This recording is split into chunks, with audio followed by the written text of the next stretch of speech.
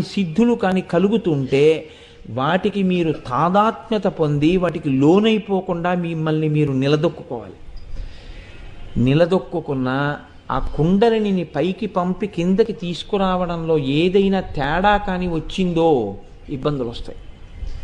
కాబట్టి ఆ చక్రముల గురించి కానీ ఆ యోగము గురించి కానీ ఎవరు మాట్లాడవలసి ఉంటుంది, ఎవరు వినవలసి ఉంటుంది అంటే దాని యందు పరమసిద్ధుడైనటువంటి గురువు కోట్ల కోట్ల కోట్ల మందిలో ఏ ఒక్కరికో ఉపదేశం చేస్తారు. ఆ ఉపదేశం కూడా ఎలా ఉంటుందంటే అది మంత్రంలా ఉండదు.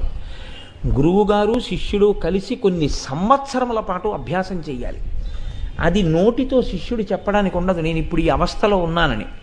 శిష్యుడు కూర్చొని ఉండగా శిష్యుణ్ణి చూస్తూ గురువు గుర్తుపట్టాలి ఇప్పుడు ఈ స్థితిలో ఉన్నాడని. గుర్తుపట్టి అవసరమైతే ఆదుకుని అతన్ని రక్షించి అతను ఏ స్థితిలో ఉన్నాడో ఆ స్థితి నుంచి భద్రమైన స్థితిలోకి